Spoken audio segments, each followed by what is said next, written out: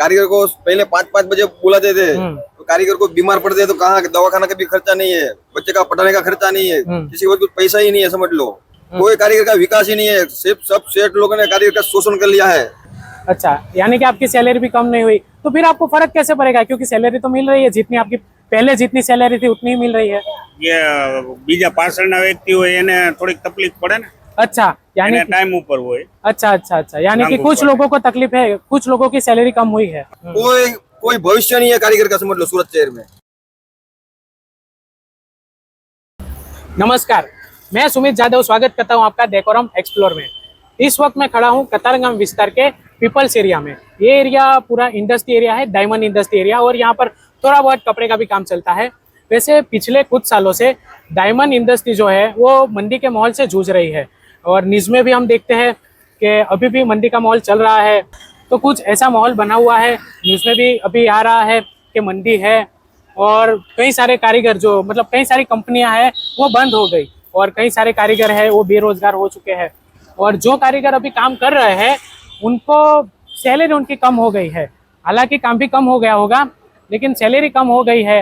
तो क्या है सच्चाई, क्या है, ये आज हम ग्राउंड पर आकर जानेंगे। अभी हम यहाँ पर खड़े हैं, यहाँ पर लोगों से बात करेंगे। हमारे साथ कुछ भाई है यहाँ पर। नमस्कार सर। नमस्कार। क्या नाम है आपका? अल्पेश भाई। अल्पेश भाई, अच्छा। तो अल्पेश भाई क्या करते हैं आप? मैं पहले डायमंड में था, अभी डायमंड में छोड़ दिया 5 साल से, अभी एम्ब्रॉयडरी लाइन में हूँ। अच्छा, चलो एक अच्छी बात हो गई। जैसे कि मैंने आपको बताया कि यहाँ पर डायमंड का भी काम चलता है और कपड़े का भी काम चलता है। तो ये भाई जो है एम्ब्रॉयडरी में काम करते हैं। आप ही का काम है? एम्ब्रॉयडरी में जॉब करता हूँ। जॉब करते हैं आप, मतलब आप कपड़े की लाइन से जुड़े हुए हैं। अच्छा, पहले डायमंड लाइन में था। तो आप डायमंड लाइन में क्या काम करते थे? डायमंड लाइन में गार्ड कर रहे थे।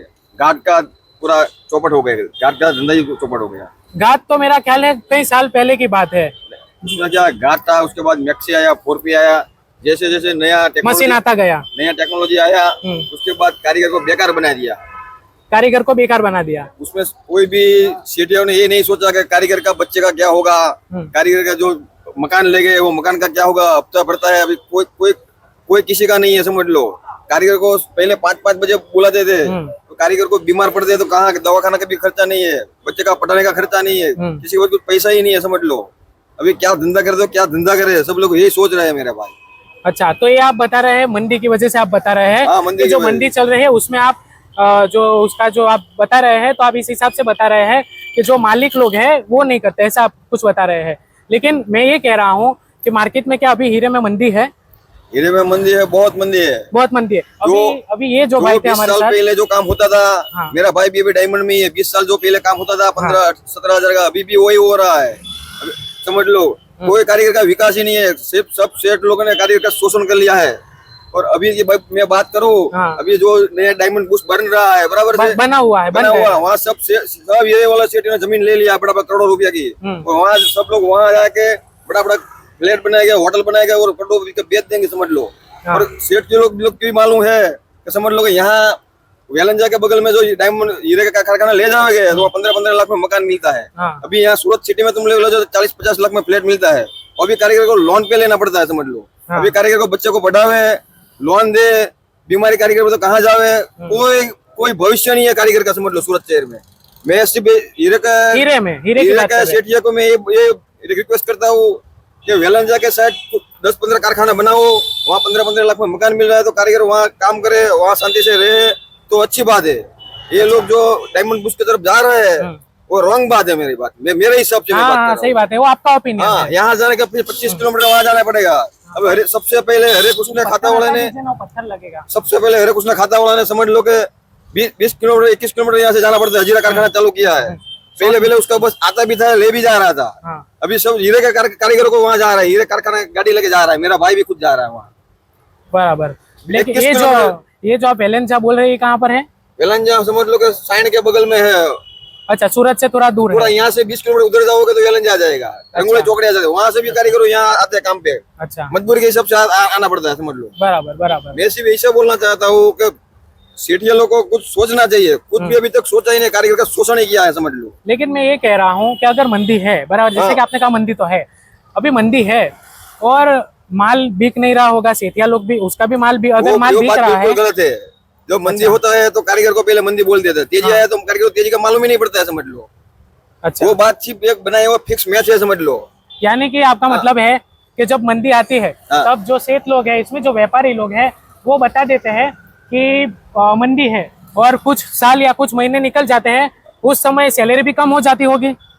नहीं, उसमें क्या है, पगार लोग का पगार कम कर देते हैं। हाँ, वही पगार कम हो पगार जाता कम होगा। अभी समझ और मेरी बात सुनिए, तब पगार कम कर देते हैं क्योंकि मंदी है, ऐसा बोल देते हैं, और फिर जब तेजी आती है तब नहीं बताते और पगार नहीं बढ़ाते। नहीं बढ़ाते। पहले से बोल रहा हूँ, 20 साल से कारीगर का शोषण हो रहा है। 20 साल पहले भी कारीगर का जो परिस्थिति है आज भी वही है, समझ लो। हाँ, और आने समय में समझ लो, पहले कितने कारीगर थे, पूरा पटेल समाज ही पहले हीरे में था, हीरा घिस रहा था, आज पूरे मैं भी पटेल ही हूँ, समझ लो। हाँ, हाँ। हीरा सब लोगों ने छोड़ दिया, कारीगर शोषण के हिसाब से छोड़ दिया। मैं एक पहले नॉलेज की बात कर रहा हूँ। हाँ, बराबर। मैं पहले 5 बजे हीरा घिसने के लिए आ रहा था, मैं कंपनी का नाम सुबह 5 बजे। सुबह 5 बजे दिवाली के महीने में बुला रहा था। सुबह 5 बजे मैं कंपनी का नाम नहीं ले रहा हूँ, क्योंकि वो हाँ, कोई बात नहीं, कोई बात नहीं, में। नाम नहीं तो लेंगे सुबह किसी कंपनी 5 का। बजे में आया, काम पे आया, समझ लो 5 रिक्शे में आ रहा था, 5 मिनट लेट हो गया तो ताला लगा दिया सेठ ने कि आओ, दोपहर के बाद आओ। अच्छा, वो कारीगर की क्या पोजीशन है, रिक्शे में आते हैं, रिक्शा कभी लेट हो जाता है, मिलता नहीं है, चलते चलते उस तरफ तो आना सही पड़ता है। तो सेठ इस लोगों ने इतना शोषण किया, 5 मिनट के लिए सब ताला लगा देते हो, बाद में दोपहर के बाद आओ। क्या अभी भी ऐसा होता है? अभी के बाद नहीं, तब से मैंने हीरा छोड़ने का वचन ले लिया कि आज के बाद वो सेठ का काम नहीं करने का, हीरा ही नहीं घिसने का, समझ लो। चाहे कापड़ लाइन में कुछ भी भीख बोले मांगना पड़ेगा, डायमंड हिसाब से डायमंड का धंधा ही नहीं करने का, समझ लो। बराबर। क्योंकि डायमंड में अभी तक शोषण होता है और आगे 20 साल भी शोषण ही होगा। एक फिक्स मैच है, समझ लो। अच्छा, कोई कारीगर का भविष्य ही नहीं है। मैं जो सुनते हैं उसे भी रिक्वेस्ट करता हूँ, कारीगर को हर साल 10-10 टका पगार बढ़ाने की बात करो। आप लोग नहीं करोगे, रोड पे नहीं निकलोगे, तब तक आपका भविष्य नहीं है। हम लोग जब काम कर रहे थे, किसी की ताकत नहीं थी कि रोड पे काट के बिल्डिंग बनावे, पत्थरा वाली हम लोग करते थे पहले, समझ लो। हमने खुद ने पत्थर लगाया, जब तब 5 रुपए का भाव 6:30-7 बजे तक हीरे घाट का भाव बढ़ा था। और अभी सब लोग नपुंसक हो गया कारीगर। नहीं, हमें ऐसा नहीं बोलना चाहिए। नहीं, कारीगर लोग, लेकिन आप ये कह रहे हैं इतनी मोंगवारी है तो कारीगर रोड पे क्यों नहीं निकल रहे? मैं ये सोचता हूँ, कारीगर का शोषण कर रहे हैं तो क्यों लोग नहीं निकल रहे? ठीक है, लेकिन कारीगर ज्यादातर को पूरा नशा, कारीगर अभी जो है वो नशा के रवड़े चढ़ गया है। मैं ये भी रिक्वेस्ट करता हूँ, समझ लो। बराबर से मैं जो लोग नशा करते हैं उनको, पूरा कारीगर की जिंदगी नशे में चली गई, समझ लो। लेकिन सभी लोग वैसे नहीं होते। और जैसे कि अभी हमने एक भाई से बात की, कहाँ गए वो भाई? अच्छा, वो भाई चले गए। अच्छा, तो वो भाई बता रहे थे कि उनका 20-25 हजार का काम हो रहा है अभी भी, ऐसा कह रहे थे। सब लोग सदर नहीं होते। 10 टका हीरे का सेठिया में अच्छा है, 90 टका की बात करना चाहिए। हाँ, समझ लो ज्यादातर आप। लोगों के पास हाँ। काम नहीं है, ये बात भी सच है। ज्यादातर लोगों के पास काम नहीं है। वो एक भाई है, भाई आप आ जाइए। ओके, यहाँ पर ज्यादातर लोग, सर आप आ जाइए। तो यहाँ पर ज्यादातर लोग बात करने के लिए तैयार नहीं है, लेकिन भाई ने काफी अच्छी बात की। फिलहाल ये अभी कापर के साथ जुड़े हैं। कापर, अब कापर के बारे में कुछ बताना चाहेंगे? एम्ब्रॉयडरी में कैसा है काम काज? एम्ब्रॉयडरी में अच्छा है। एम्ब्रॉयडरी में सब लोग नई नई टेक्नोलॉजी आती है, काम करते हैं। हीरे में से उसमें अच्छा काम हो जाता है। और ये काम सिखाया कहाँ पर जाता है अगर किसी को सीखना हो? कतारगांव GIDC है।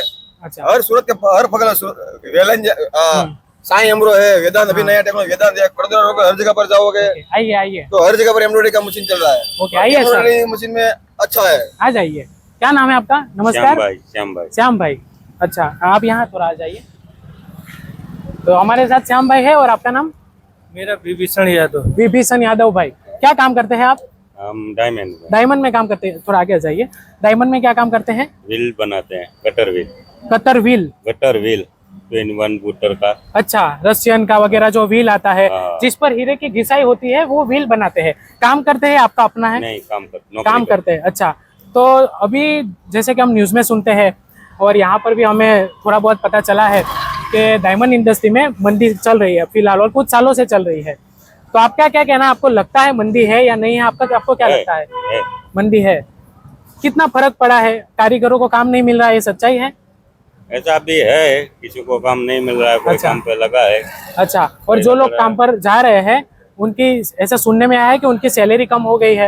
ऐसा भी है, सबका अलग अलग है। सबका अलग अलग है, क्योंकि यहाँ पर बहुत सारी कंपनी है। जैसे कि एक बिल्डिंग है, भाई आप थोड़ा कैमरा घुमाओ वहाँ पर। ये जितनी भी आप बिल्डिंगें देख रहे हैं, इसके अंदर कई सारी अलग अलग कंपनियां हैं। ऐसा नहीं है कि एक बिल्डिंग मतलब एक कंपनी, इसमें कई सारी अलग अलग कंपनियां हैं।